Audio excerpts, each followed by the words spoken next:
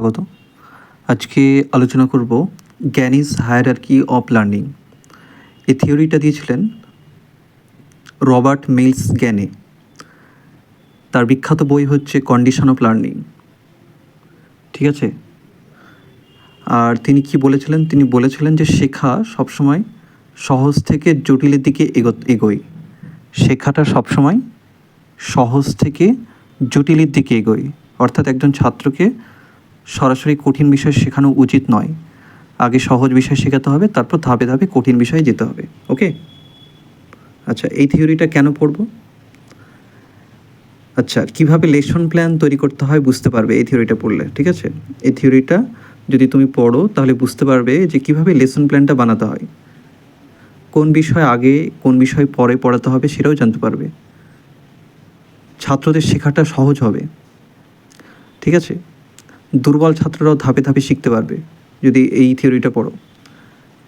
তারপরে তোমার হচ্ছে কি, যে জ্ঞানে যে লার্নিং লেভেলের কথা বলেছে, 8টা লার্নিংয়ের লেভেলের কথা বলেছে।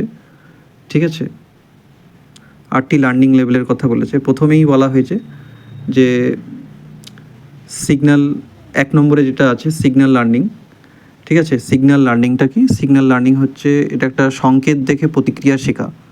মানে ধরো স্কুলের ঘন্টা বাজলে ছাত্ররা বুঝে যায় যে ক্লাসটা শুরু হবে।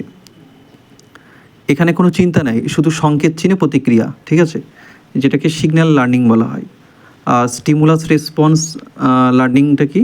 2 নম্বরে আছে স্টিমুলাস রেসপন্স লার্নিং, মানে নির্দিষ্ট উদ্দীপকের জন্য নির্দিষ্ট প্রতিক্রিয়া শেখা। মানে শিক্ষক প্রশ্ন করলে ছাত্র উত্তর দিবে, স্টিমুলাস হলে রেসপন্স আসবে, এটা।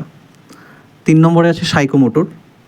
Psychomotor connection learning.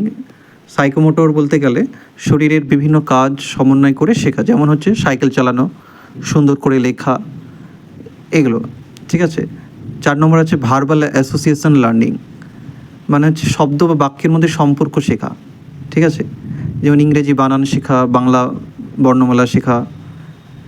এই যে প্রথম 4টি আমি বললাম, এগুলোকে বলা হয় বিহেভিয়ারাল অ্যাসপেক্ট।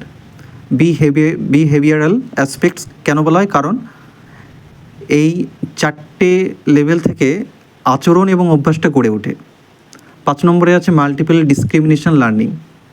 মাল্টিপল ডিসক্রিমিনেশন লার্নিংটা হচ্ছে একই ধরনের জিনিসের মধ্যে পার্থক্য করতে শেখা, যেমন স্কোয়ার আর রেক্ট্যাঙ্গেল, মানে বর্গক্ষেত্র আয়তক্ষেত্রের মধ্যে পার্থক্য করা, যে পার্থক্য কী আছে আয়তক্ষেত্রের সাথে বর্গক্ষেত্রের পার্থক্য। 6 নম্বর আছে কনসেপ্ট লার্নিং, মানে কোনো ধারণা শেখা। ঠিক আছে, কোনো ধারণা শেখা, কনসেপ্টটাকে শিখতে হবে, যে ট্রায়াঙ্গেল কী। ঠিক আছে, কনসেপ্টটা শিখতে হবে। 7 নম্বরে প্রিন্সিপাল লার্নিং আছে। প্রিন্সিপাল লার্নিংটা কি? একাধিক কনসেপ্ট মিলিয়ে নিয়ম শেখা, একাধিক কনসেপ্ট মিলিয়ে নিয়ম শেখা, যেমন পিথাগোরাসের উপপাদ্য, নিউটনের সূত্র, এগুলো। তারপরে 8 নম্বরে কী আছে? প্রবলেম সলভিং, মানে আগে শেখা সব জ্ঞান ব্যবহার করে নতুন সমস্যা সমাধান করা। ঠিক আছে, আগে তুমি যে সমস্ত জ্ঞানগুলো শিখেছো সেগুলোকে ব্যবহার করে নতুন সমস্যা সমাধান করবে তুমি, যেমন গণিতের ক্ষেত্রে নতুন অঙ্ক সমাধান করা। ঠিক আছে, এটাই হচ্ছে হাইয়েস্ট লেভেল অফ লার্নিং। তাহলে সবথেকে হাইয়েস্ট লেভেল কোনটা? Problem solving. তাহলে প্রথমে হচ্ছে সিগন্যাল লার্নিং, তারপরে স্টিমুলাস রেসপন্স, তারপরে সাইকোমোটর লার্নিং, তারপরে ভার্বাল অ্যাসোসিয়েশন, তারপরে মাল্টিপল ডিসক্রিমিনেশন, তারপরে হচ্ছে কনসেপ্ট লার্নিং, তারপরে প্রিন্সিপাল লার্নিং, তারপরে হচ্ছে প্রবলেম সলভিং। ঠিক আছে, SSP VMCPP মনে রাখার ট্রিক। ওকে, এই হচ্ছে তোমার গ্যানেস হায়ারার্কি অফ লার্নিংয়ের থিওরিটা। বুঝতে পেরেছ? সবসময় সহজ থেকে জটিলের দিকে যাবে, এটাই হচ্ছে তো থিওরির মেন উদ্দেশ্য।